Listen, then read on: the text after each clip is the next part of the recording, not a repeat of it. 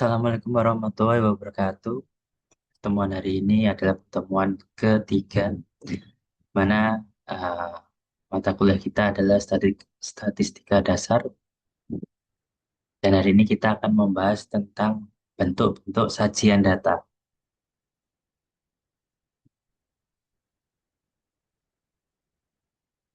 Nah, sebelum kita masuk ke topik, silahkan bersama kelompok masing-masing cermati kumpulan data mentah dan identifikasi bentuk sajian apa yang paling tepat untuk masing-masing karakteristik data tersebut.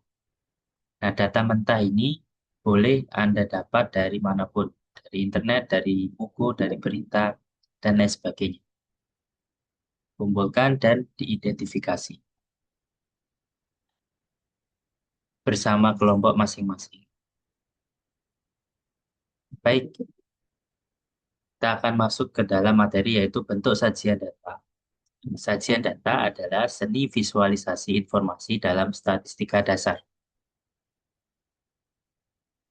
Mengapa data harus disajikan? Yaitu untuk kemudahan interpretasi, mengubah ribuan baris data yang mentah menjadi bentuk yang dapat dipahami secara instan oleh mata manusia. Kedua adalah identifikasi pola, yang mana dapat membantu menemukan tren, anomali, dan korelasi yang tidak terlihat dalam bentuk angka semata. Klasifikasi sajian data. Ada tiga, yaitu narasi, tabel, dan grafik. Narasi adalah penjelasan dalam bentuk kalimat untuk data yang sederhana dan memerlukan konteks yang mendalam. Tabel, yaitu penyajian sistematis dalam baris dan kolom untuk akurasi nilai yang tepat. Grafik, visualisasi, menggunakan bentuk geometri untuk perbandingan dan tren yang kuat.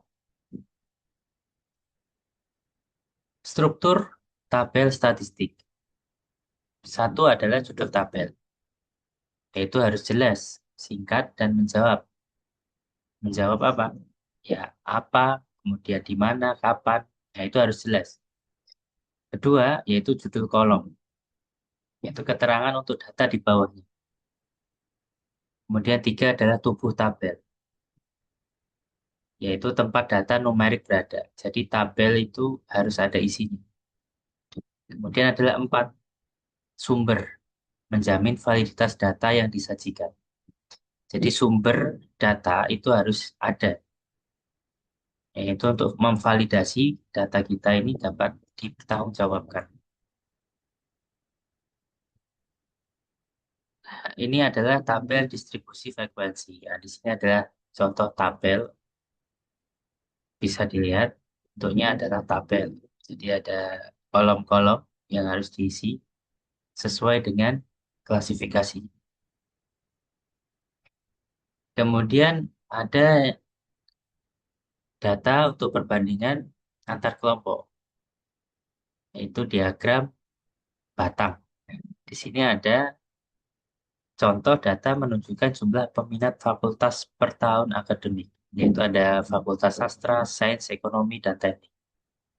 Nah, di sini kita dapat melihat perbandingannya, mana yang lebih banyak, mana yang lebih rendah. Nah, di sini kita bisa menyimpulkan bahwa Fakultas Teknik yang paling banyak atau jumlah peminatnya paling banyak yaitu 95. Sedangkan sastra jumlah peminatnya 65. Kemudian diagram lingkaran. Di sini ada kategori A, warnanya biru tua, kategori B orange, kategori C yaitu hijau, yang dimana proporsinya adalah 40%, 30%, 30%. Nah, uji proporsi ini kalau di total yaitu 100%. Jadi tidak boleh atau tidak bisa lebih dari 100%. Kemudian ada diagram garis, yaitu untuk visualisasi data deret waktu time series untuk melihat pergerakan tren. Ada Januari, Maret, kemudian ada Mei, Juli, September, November. Histogram versus diagram batang. Nah, ini harus mengetahui, Anda harus mengetahui apa bedanya histogram dan diagram batang karena mirip. Karakter- Karakteristik histogram yaitu batangnya saling berhimpit. Jadi tidak ada celah di sini. Jika kita lihat semuanya berhimpit tanpa celah.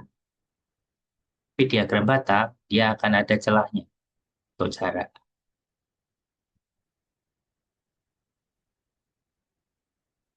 Kemudian ada OGIF, yaitu kurva frekuensi kumulatif.